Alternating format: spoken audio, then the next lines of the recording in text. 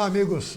O Portal DBO e a revista AgroDBO têm a satisfação de receber em nossos estúdios o engenheiro agrônomo Marcelo Batistella, que é diretor de marketing da BASF, hoje uma das 4 gigantes do setor de agroquímicos. Seja bem-vindo, Marcelo.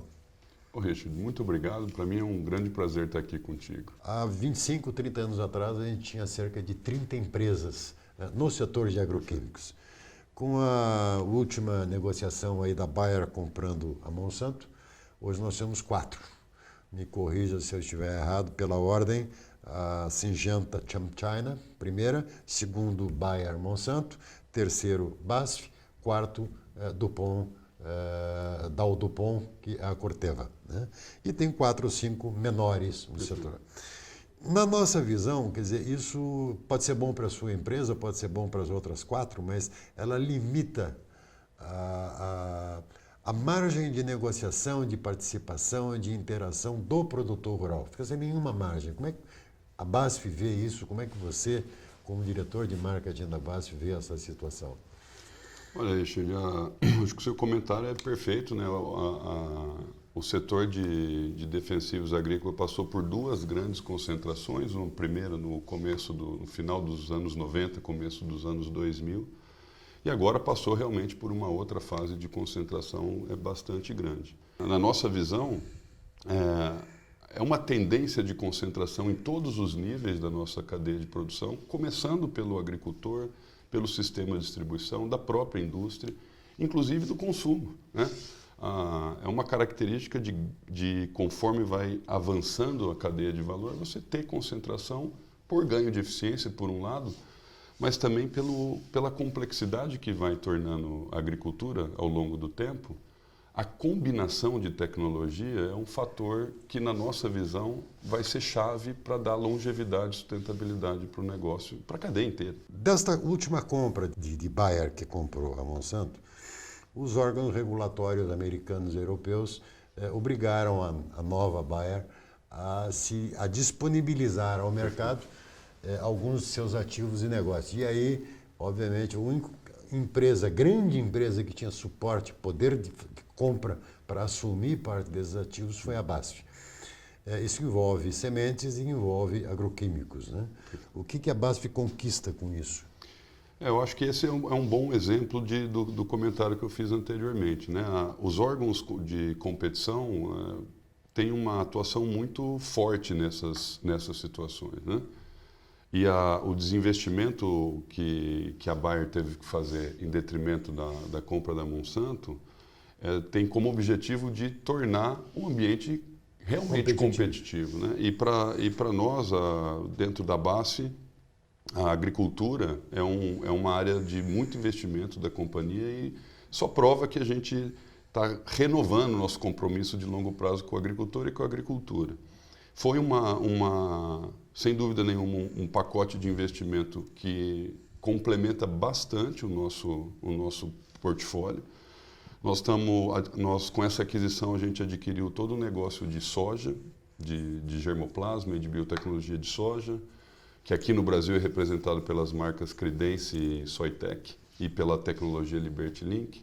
Também na aquisição a gente adquiriu toda a plataforma de algodão, que é representado por Fibermax. E também complementamos a nossa linha de defensivos agrícolas com uma plataforma de tratamento de semente e de toda a cadeia produtiva do glufosinato de amônio, né? Que aqui no Brasil tem as marcas Liberty e Finale. Além disso... Na Europa, o glifosato ficou por conta da BASF também, não? São algumas áreas de negócio que não são de agricultura, são de negócios não agrícolas, né? De domo sanitário, que também a BASF adquiriu. E fora do Brasil, tem algumas plataformas também que foram adquiridas que são muito importantes. De canola, por exemplo, na América do Norte, plataformas de pesquisa de trigo, também é um negócio interessante. E além disso, a BASF já vinha investindo na questão da agricultura 4.0, digitalização, etc. E também acabou adquirindo a plataforma digital que a Bayer vinha desenvolvendo, que chama Charvio, que na nossa visão ela vai complementar o que a gente tinha investido nesse setor. Mas te digo que uma das coisas que para nós foi muito importante foi nós aumentamos o nosso quadro de colaboradores em 4.500 pessoas no mundo. No Brasil? No mundo. No mundo. No Brasil, é algo ao redor de 350 colaboradores, que não é só pelo número. Acho que o que para nós tem um valor muito grande é conhecimento, né? Porque a agricultura, apesar de ter um fator de tradição muito forte, mas a inovação, conhecimento, sem dúvida nenhuma, é um pilar fundamental. E a gente trazer conhecimento e know-how para dentro da empresa, os assets são importantes, mas eu acho que o conjunto de tudo é o que nos tem... acreditamos que isso vai nos ajudar a ajudar o agricultor. Esse é o grande... o nosso compromisso continua sendo exatamente o mesmo, né? Claro, sem o agricultor vocês não sobrevivem, né? E ao mesmo tempo também é fato que todas essas aquisições nos complementam o nosso... a gente já tem uma posição relevante no setor do agronegócio e nos torna ainda mais relevante e competitivo para fazer com que a gente traga, ao longo do tempo, soluções que vão de encontro com a necessidade. Agora, eu reputo, não sei se eu estou enganado, mas que as 4 grandes hoje que permaneceram, todas elas têm uma alta concentração em sementes geneticamente modificadas, os transgênicos, né? E as 4 estão com foco. São as sementes OGMs que vão direcionar o mercado de agroquímico daqui para frente? Luiz, a sua pergunta ela é muito pertinente, porque na nossa visão nós entendemos que a combinação dos diferentes tecnologias é que vai sustentar a agricultura ao longo do tempo. A genética ou o germoplasma ele tem um papel fundamental, porque ele que determina a capacidade, o potencial produtivo. E as tecnologias que estão à volta disso é para garantir que esse potencial produtivo se expresse, né?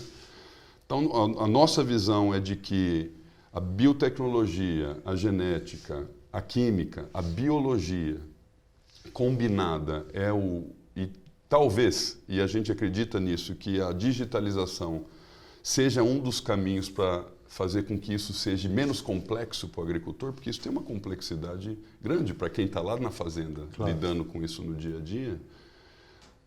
Precisa achar mecanismos de traduzir a complexidade em tomada de decisão e em simplicidade. Então, sem dúvida nenhuma, genética e biotecnologia é um fator muito importante para um grande driver da agricultura de hoje, mas claramente para o futuro, que é do aumento da capacidade produtiva. É ter mais produção na mesma área, é aumentar a produtividade. E sem dúvida nenhuma, essa combinação, ela vai ser um fator-chave. Dentro de outras especialidades que você falou, tem uma que é o controle integrado de pragas, que aí é o grande expertise de vocês na BASF, mas que todas as empresas também estão perseguindo no controle integrado de pragas na biologia, ou seja, os inseticidas e produtos biológicos. Eu diria que inseticidas estamos bem, mas e o restante? Fungicidas, herbicidas. A BASF vai ter novidade nisso? Olhando para uma agricultura tropical, que traz um benefício sim para o Brasil, que dá uma competitividade para o Brasil, que é a intensidade da agricultura. Nós somos o único país do mundo que tem agricultura intensa, que nós estamos falando de já 2,2 safras por ano no Brasil, e caminhando para mais. Mas isso também traz um grande desafio. Nós não temos intempéries climáticos que interrompem ciclo de fungos, de pragas, de ervas daninhas, etc. A neve, né? O frio abaixo de zero. A neve, o frio, a seca, enfim. Então, mais importante ainda é essa combinação de tecnologias, porque uma única exclusiva, ela não se sustenta ao longo do tempo. E, sem dúvida nenhuma, o controle biológico, ele já tem o seu papel em alguns cultivos, mas na nossa visão ele vai se intensificar. Mas sozinho também não resolve, né? É como combina as práticas. Você fez um comentário que eu concordo, que pelo ponto de vista de controle de insetos, a biologia já tem caminhado mais rapidamente, Mas posso te dar pelo nosso exemplo, né? A gente está, há 8 anos nós começamos, além de dedicar recurso de pesquisa e desenvolvimento, a gente também fez algumas aquisições para acelerar esse processo. E a gente já tem coisas muito próximas de chegar ao mercado de fungicidas biológicos, por exemplo, né? O controle de planta daninha biológico, eu acho que ele ainda é uma visão, tem muita coisa... Vai pela semente. Vai ter outros mecanismos para chegar lá. Agora, um controle fúngico biológico, ele já é uma realidade hoje, né? Nós devemos lançar o ano que vem o primeiro fungicida biológico nosso aqui no Brasil. Aqui no Brasil? Já aqui no Brasil. Mas já pediu o registro? Já está em fase final de aprovação. E essas combinações que, na minha visão, ela que vai sustentar e até ser um grande viabilizador desse aumento de produtividade. A área é um problema, mesmo no Brasil, que somos o país que tem a plena capacidade, um dos únicos de ter capacidade de alimentar o tal dos 10 bilhões de habitantes daqui a alguns anos. Mas a gente também tem aí um ambiente regulatório que vai nos desafiar. É muito duro. E se intensifica na nossa visão, e por isso a importância da busca pela produtividade, de uma maneira que se sustente ao longo do tempo, né? Esse regulatório duríssimo, de todos do setor de agroquímico, pode ser um fator limitante para a permanência de empresas no Brasil? Porque o custo da pesquisa hoje ficou absolutamente absurdo. Centenas de milhões de dólares para lançar um produto. Olha, eu posso dizer um número nosso. Nós vamos investir quase 1 bilhão de euros por ano em pesquisa e desenvolvimento. É muito alto, né? É um investimento realmente muito alto. Por um outro lado, a visão que a BASF tem da agricultura no Brasil, independentemente de todos os desafios que todos da cadeia sofrem, inclusive o agricultor, é que independentemente disso, aqui é o lugar de se investir em agricultura, hoje e para o futuro. Essa é a visão que nós temos na empresa. E as questões regulatórias, elas são fatos que precisam ser entendidos, discutidos e seguidos, né? Por um outro lado, nós temos ainda uma capacidade de aumentar o teto produtivo nos principais cultivos do Brasil. Nós já somos muito competitivos e já somos modelo para vários cultivos no mundo inteiro. Mas não podemos ser copiados, porque é um ambiente tropical. Eu acho Isso é uma vantagem competitiva. É uma grande vantagem, que a gente que trabalha na agricultura e o agricultor tem que se orgulhar disso, né? Por outro lado, o desafio é como conduzir todos esses fatores simultaneamente, né? O Brasil, além da área que já existe hoje na agricultura, que tem uma capacidade ainda a gente avançou muito em produtividade nos últimos anos, mas temos ainda uma oportunidade muito grande de avançar. E quando a gente olha para a questão da integração agricultura-pecuária, nós temos milhões de hectares de pastagem não tão bem utilizadas, para não dizer outra palavra, que tem isso vai avançar, é fato. A BASF, a gente sabe, deve trabalhar com 10, 20 anos à frente, né? Projetando 10, 20 anos à frente, então, como é que você vê a BASF trabalhando um mercado nessa perspectiva futura, que não é maluca, porque ela vai chegar, né? Na medida em que o mundo não tem mais terra para fazer agricultura? Olha, Richard, por isso que eu quero repetir de que o brasileiro precisa reconhecer melhor o agricultor e a agricultura do nosso país. A competência do produtor brasileiro. O produtor brasileiro, eu tive a oportunidade de conhecer a agricultura em vários lugares do mundo. O agricultor brasileiro é um grande empreendedor. E nós temos, você falou pela parte agronômica, nós temos todos os fatores fundamentais para suprir esse gap de demanda. Expansão de área dentro dos limites regulatórios tem acontecido e vai continuar acontecendo. Eu vejo que a pecuária também vai ser cada vez mais competitiva no Brasil porque está se sofisticando, né? E nós também estamos passando por O agricultor, você fez um comentário que nem todos os agricultores têm uma formação acadêmica, mas o agricultor tem uma formação que é muito difícil de copiar, que é a da sabedoria, né? Então, e que isso vem passando de gerações para geração. Estamos passando, e vamos passar mais intensamente numa mudança de geração na agricultura brasileira, que vai combinar a sabedoria e o conhecimento adquirido ao longo do tempo com o conhecimento de outras áreas e também com a digitalização, que deve alavancar o teto produtivo de uma forma bem expressiva ao longo dos próximos anos. Então é assim que a gente vê. Se você perguntar se a gente tem uma visão de longo prazo, a agricultura per si, ela já tem que ter uma visão de longo prazo, porque o nosso ciclo de negócio é longo. Quando você olha no varejo, você tem um dia, uma semana, quando longe é 30 dias. Né? A agricultura, o ciclo é um ano, per si. Então a visão de longo prazo na agricultura, em toda a cadeia, ela existe. E quando a gente olha daqui 10, 20 anos, que é o horizonte de tempo que a gente olha na nossa empresa, no nosso negócio, a gente vê claramente que tem grandes pilares que a gente precisa investir e conectá-los. Sem dúvida nenhuma, o mais importante é produtividade. Mas não é produtividade por produtividade, é produtividade com longevidade, né? A gente fez um trabalho junto com agricultores aqui no Brasil para rever o nosso propósito como empresa, o nosso propósito como marca. E o que foi muito interessante, o resultado desse trabalho, é que a produtividade continua na cabeça do agricultor e com um viés muito interessante agora, que não é produtividade deste ano, é a produtividade com a longevidade. Como que tem a ver algo ligado ao solo. Não tenho dúvida, com a perenidade do negócio ao longo do tempo.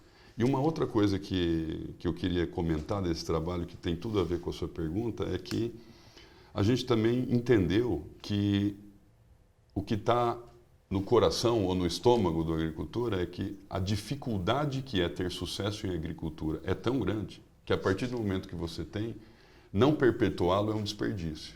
Então a gente vê que produtividade é um dos pilares. A questão do manejo integrado, onde você vai combinar essas diferentes tecnologias para aumentar a produção por área, não só a que está existente hoje, mas a que vai ser possível de ser explorada ao longo dos anos, é um outro grande pilar. E a outra questão é a integração da cadeia produtiva. Esse, na nossa visão, também é uma... Você imagina, a BASF, a maior empresa química do mundo, investir em biologia, investir em genética. Não é um contrassenso. Não é. Principalmente quando a gente olha para a agricultura, ao contrário, é uma necessidade, né? Então, essa integração da cadeia produtiva, ela também é um outro grande pilar e um grande desafio. E a pergunta é, o agricultor de hoje é o agricultor de amanhã? Em partes, com toda certeza, em outras, não.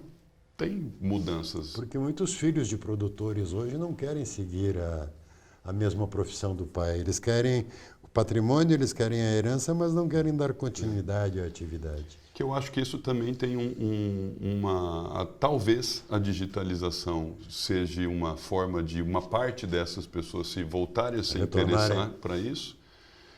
E eu também concordo com você que pode ser que essas futuras gerações não estejam trabalhando na terra, mas estejam extraindo o valor da mesma através de outros modelos de negócio, né? de comunidades de produção, né? Eu acho que nós vamos ver empresas produzindo em áreas de proprietários que não necessariamente vivam exclusivamente do negócio agrícola. Isso a gente já vê em alguns lugares do mundo e eu acredito que no Brasil vai ser parecido. Aqui no portal Você Sabe Mais. Até a próxima, se Deus quiser.